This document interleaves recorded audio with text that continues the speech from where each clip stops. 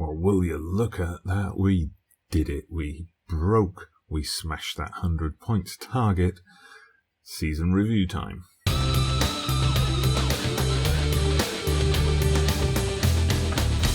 hello there everybody, welcome back to the channel. Dodgy Gamer here with another episode of Andorra, the double challenge, in which I take charge of the club, FC Andorra, and the country of Andorra, and try to lead them both along the road to glory.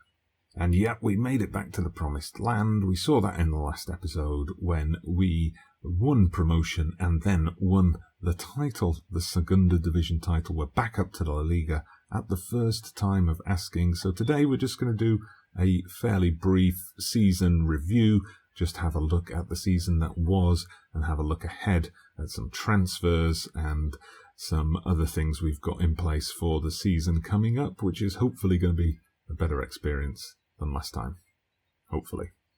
So just taking a closer look at the league table, you'll see in the end we made it to 104 points. So we won our final two matches. So yeah, Oviedo, our final home game, and our final game at our current stadium. Capacity crowd, 5,000 Andorran faithful turned up to see our last game at the stadium. In July, we should take delivery of our new 15,000, I think it's 15,000 capacity stadium, which we started building when we first got promoted to La Liga 2 seasons ago.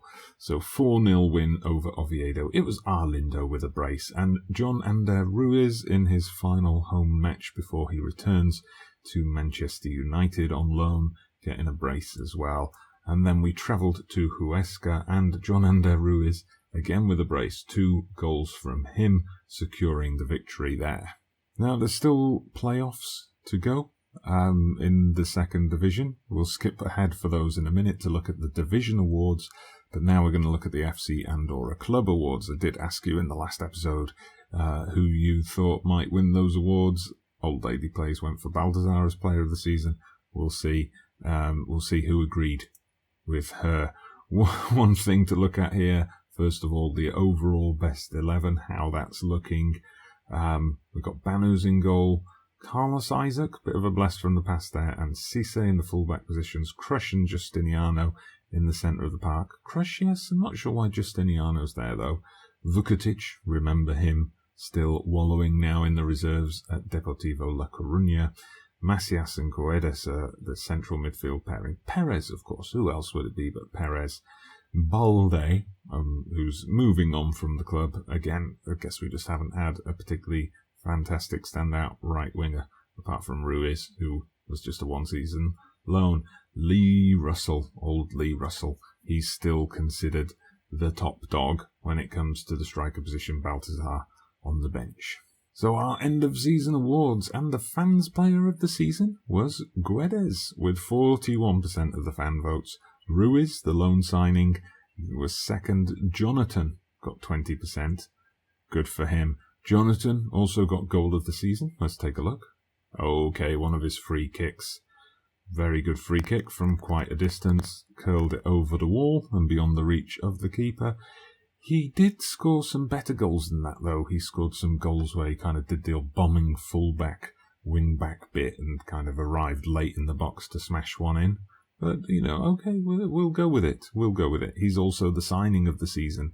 For me, I'd have to agree. I think he was the signing of the season, just for his consistency. That was one where I wasn't sure about it. It was a big chunk of money. But I looked at the fact that he did play for Malaga in La Liga last season, so he built up some experience there. I thought a bit more development with us and then back into La Liga. Hopefully he'll be able to put in some stellar performances next season as well. Guedes is the young player of the season. It's pushing it a bit at 24 years old, don't you think? Okay, so the season review, we were tipped for top half, but we won promotion as champions.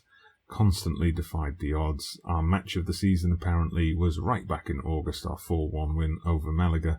Our moment to forget, right back in September, our 4-2 defeat to Vigo, which unfortunately was featured on the channel. 98% capacity in the stadium over the course of the season, 4,909 average, so that bodes well for filling up our much larger stadium next season. So this is what they want, the board for next season. Now, last time we were promoted, it was fight bravely against relegation. This time it's avoid relegation. So they're obviously after a bit more. Work within the wage budget, of course, and then just continue remaining in La Liga. Well, my contract has got 2 seasons to run, so that's a good sign, but avoid relegation next time. No attempting, we've got to actually do it. And you see, in addition to the new stadium, we've got a training facility and youth facility upgrade, both to be completed over the summer.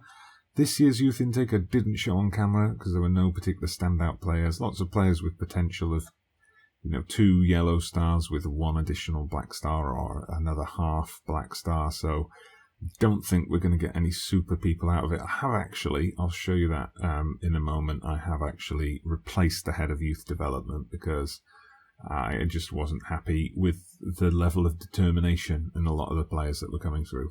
But before we get onto that, we'll have a look at my grade card for the season. An A- in the end. It was an A+ for quite a while.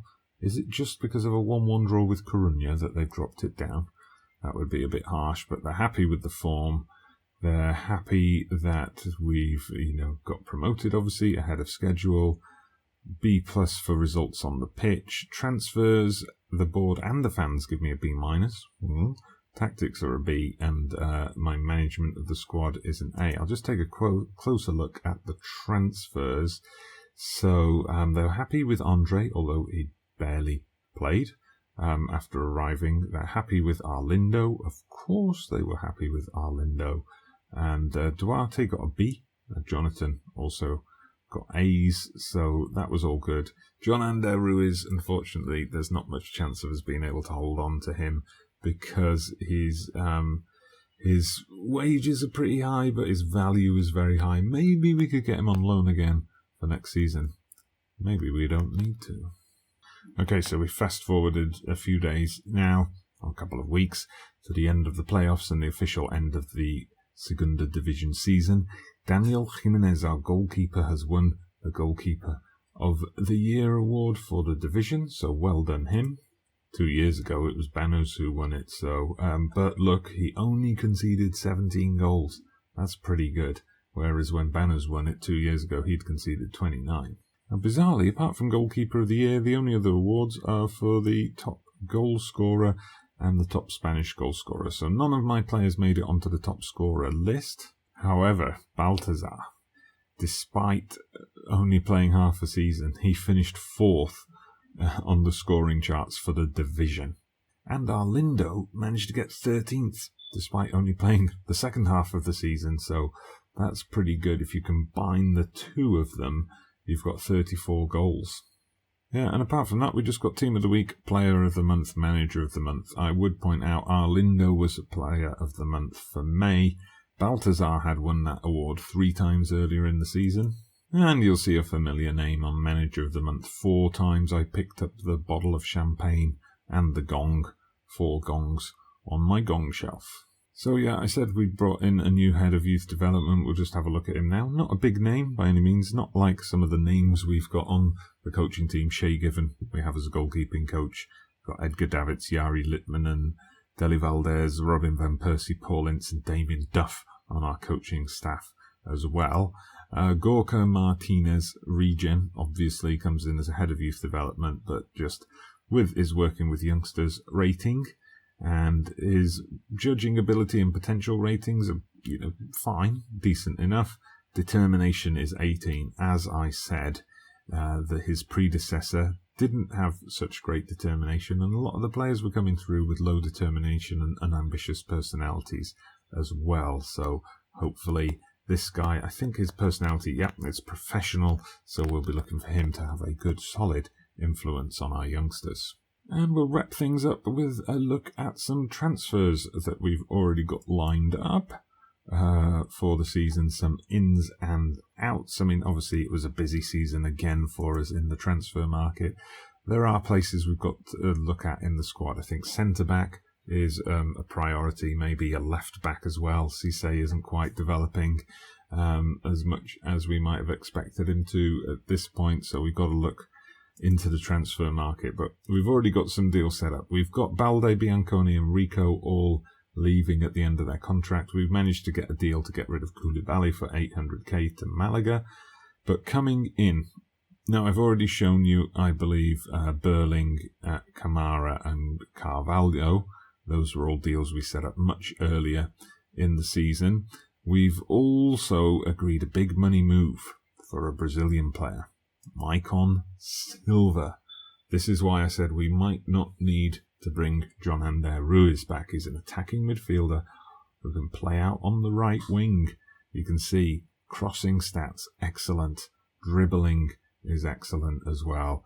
He could develop his speed a little bit more, but he's got the agility. He's got the fitness to run all day. Bit of developing to do, but I'm looking for him to come in and wreak some havoc. He is a wonder kid. Got high hopes for him. We'll probably only be able to hang on to him for a couple of seasons, but it'll be fun while we got him. And also joining us in January, because he's at present only 17, Jorge Gonzalez, a Colombian player at Deportivo Cali. He's coming in. I think, how much did we pay for him? I don't remember. Let me just look it up. 2.2 million. So we're splashing out for a youngster here, but I think he's got bags of potential. There's a possibility that he might end up replacing Crush, because Crush's head is starting to turn, getting lots of interest in him still from MLS clubs. One player didn't get mentioned in the awards that we started with, the club awards, Jorge Gomez. He's developed very well this season now, solid 3-star current ability and the potential to improve even further. The only issue we have with him is slight susceptibility to injuries, but that hasn't really been a problem this season, so we'll be looking for more development from him in La Liga. But we're going to leave it there. Zaragoza joining us and Atletico Pamplona in promotion. That's good because we beat both of those guys this season, so we're happy to have them join us. And let me know in the comments what you think of our new signings, what you think of our season, what you think of our chances for survival in La Liga. And please do hit that like button if you've enjoyed today's episode. Subscribe to the channel if you haven't done so already. I'm Dodgy Gamer. See you in La Liga.